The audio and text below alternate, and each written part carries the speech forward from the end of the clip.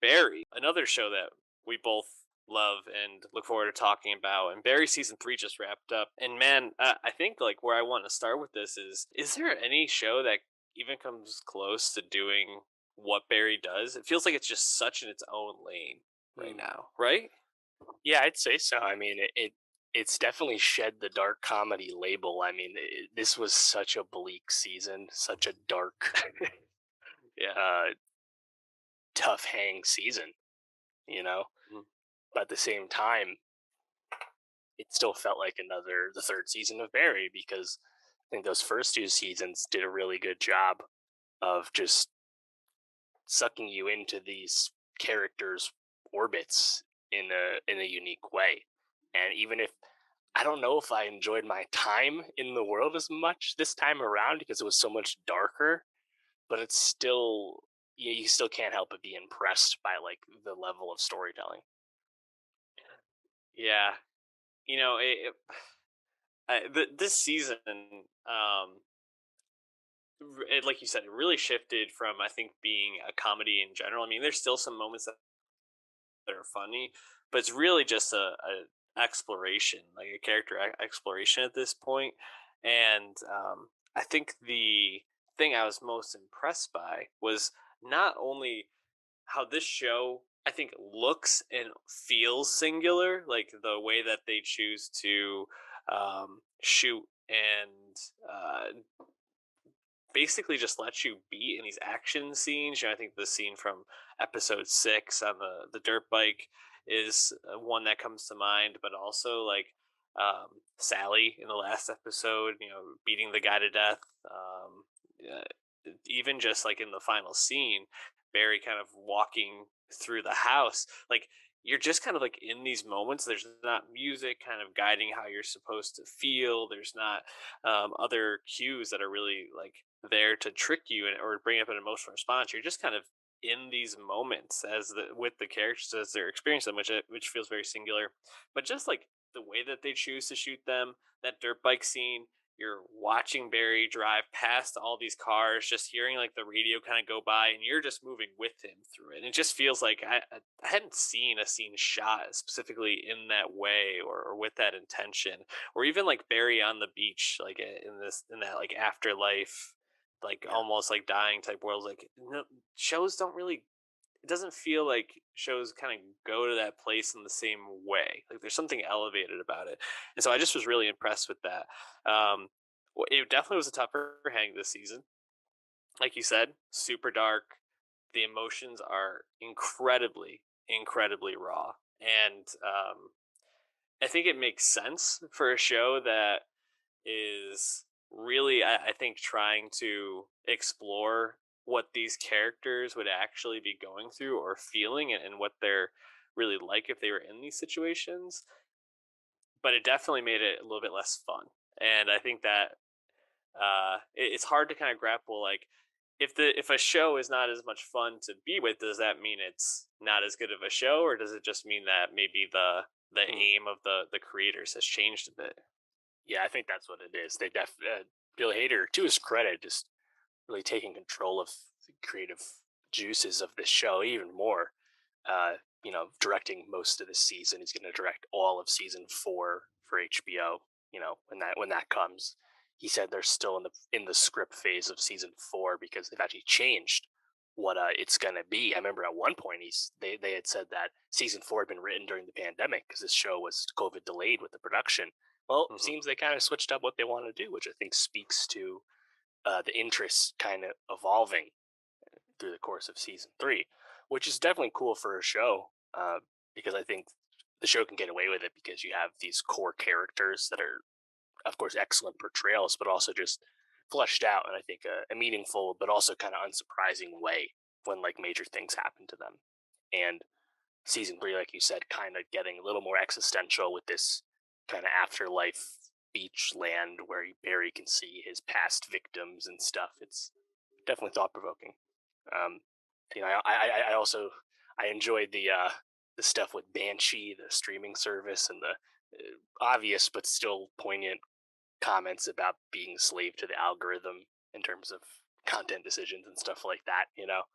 Um, yeah, I mean, I don't think it's the strongest NoHo Hank season. You know, Hank kind of goes on a pretty simple, straightforward journey this time around because it's darker. You don't get as much of Anthony Carrigan's humor, which was often the latest part of the series. So that was clearly a choice. So kind of curious to see like how they keep Hank on the show in season 4 because his connection to Barry and everyone else is pretty tangential at best. Obviously, after what's happened with all the Bolivian characters and then the Chechens and everything, so TBD there. But yeah, I mean, you obviously know that this Barry. I don't think Barry is going to spend all of season 4 in jail, right? And he's going to see No. Sally again, even though she left. You know, so I don't even know how to like theorize about the future of the show though, because like there's kind of no point, because like there's no way you can get it right.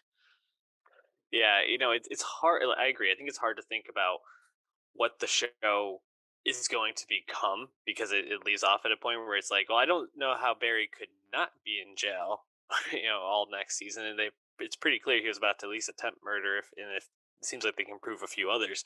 Um, but there's another this show has kind of reached like master of none like Mm, territory for me in a sense where it's like the show could literally be anything. I honestly thought especially like episode 6 and 7, Barry has the chase on the dirt bikes, and it yeah. feels like those are the only four people in the world, right? Like it feels like those dirt bike people chasing him and Barry and the guy shooting at them from the car, the only four people in the actual world, because you don't see any people get out of their car, you don't see any people get hit by bullets, even though this guy is just shooting like an AR-15 into this line of cars, and it felt almost like surreal to me. And then you actually have episode 7, where, like you said, he's having this existential, almost about to die experience where he sees all his victims, and it feels like they could very much kind of just go into this like dream world. I mean, even some of the stuff with Fuchs this season, where Right. he meets like the love of his life and chooses to go back towards this awful existence that he has, where and giving up this potential life of happiness feels almost like I was questioning if anything we were seeing was actually real or just Mm, like a dreamscape for some of these characters, which I don't expect them to do. I think that would be really, really hard to swallow if basically they're like, yeah, all of season 3 was just like them all daydreaming or something like that. Sally got all this, was just dreaming about what would happen if she got all this fame and lost it, and Natalie then stole it from her or something like right. that. But I definitely feel like they could take the show in a lot of different directions, and it's kind of nice to be in this space because it's nice to be surprised by television at times. So I wanted to ask you, because we had a few different storylines, like you mentioned. The NoHo Hank, I think, storyline was not my favorite of the season, although I think there were definitely some really strong moments. I think specifically the end of the season when he saves Cristobal, but can tell that he's just like not the same person anymore. I think the scene where Cristobal's wife comes and extracts him, and NoHo Hank's hiding in the closet. I think that's a really like devastating scene to watch, but I think really, really well acted. Um, but we also get Fuchs, who's kind of sidelined for a while, and then kind of comes back into the fold. You The also have the Raven. stuff with yes, that that's great. Stephen Root is so good and like eating that up. It's just really fantastic. Obviously, you get Henry Winkler as Kusano, and developing the show and kind of coming to grips with who he was as a person in the past. Hmm. And I mean, Sarah Goldberg, I think, with Sally and the stuff with her and DRC Corden and Right. stuff. Her There's self a lot of really sabotage good scene stuff. is like crazy in the elevator. Like Yeah. that was a Oh wild my scene. god. I felt like that whole arc, like Sally's arc this season, was probably my favorite. Not only seeing her like actually like developing the show and kind of how like this like new fame was really exacerbating some of the more awful aspects of her personality and her person, but like the way that they shot her, like as she was show running, like moving through, talking to people, directing, moving from one set to the next. I thought that was beautiful. Really, like you said, loved the commentary on like the algorithm and like how quickly like a successful show like that has potential can just kind of be washed away if the algorithm doesn't think it's a good idea. To then her downfall, which is just like Man, Sarah Goldberg had probably two of the most like full emotional outbursts of the season and just crushed them both. The elevator scene and in the final episode with Hater. But out of these like storylines kind of going on around Barry, which ones were the ones you found yourself enjoying the most? Honestly, I like some of the stuff in the beginning where like Sally slowly comes to grips with the fact that her relationship with Barry is very toxic.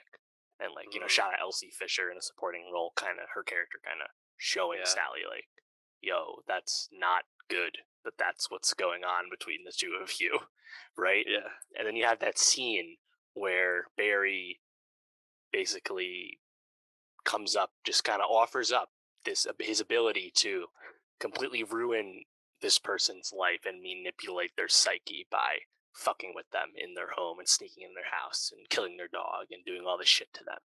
And it completely disturbs her. And like that's the end. And then when Mm, Sally's at her absolute lowest, having lost everything professionally, she like wants him to go back to that. It's like this amazing like circle moment. But then at the end she still leaves. She has to giving up. I think that's what we're supposed to need. She's like leaving Hollywood, right? She's like going home, kind of deal. yeah, yeah. No, I agree. I think that's really well done. Man, I love Hater's delivery when he's like, "No, no, no, it's okay. You know what? We're just gonna do like some like slight psychological like terrorism on her. Like, well, I'm just gonna go in. I'm gonna like replace her dog with like a slightly different dog. I'm just gonna like move her furniture like 3 inches to the left, and like until she thinks she's going insane. You know, like and so he like says it so casually, nonchalant. His delivery is so perfect. I thought that was really great.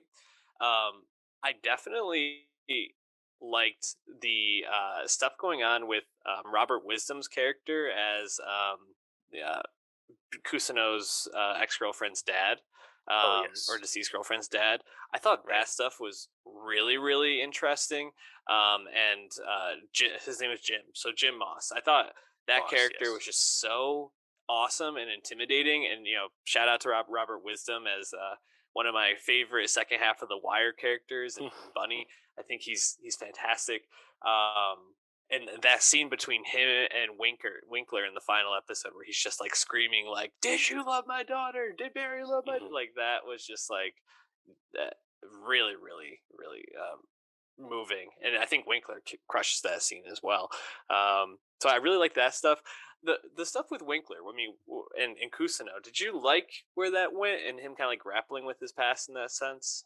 Yeah, well, early on, I wasn't really sure what we could where we could possibly go because it comes to the point where you have this ensemble and like the story beats just don't make sense together anymore. But then they did a really good job of how first Barry and then Jean want to like forgive the other over what's happened, Mm-hmm. and that kind of like push pull between the relationship I thought was pretty interesting. And yeah, I thought that was a cool direction to have like Gene actually like reclaim his former glory as best he could in his current state. And like you meanwhile you have his the guy who plays his agent is just so funny, like suggesting adjectives and like and trying to like come up with compliments like no perfect. So yeah, I thought the Gene stuff was pretty good. And then the way it happens at the end where he completely dupes Barry into getting Yeah. himself arrested. Like perfect.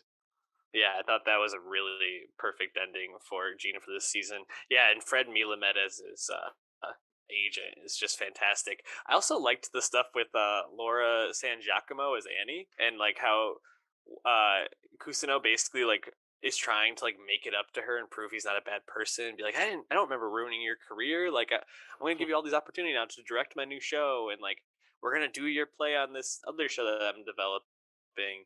Mhm. And her reaction when she's like directing for the first time in like 30 years, she's like, I have no idea what the fuck I'm doing. Like I just thought that was hilarious and so realistic. Like it really just made me laugh. Yeah, I mean, anything else from the season that you really wanted to touch on or that stood out to you? No, I don't think so. Like I said, like honestly, like I think it's my least favorite of the three seasons. Hmm. Just because I think I enjoyed watching it less. Doesn't make it Yeah. any less good though.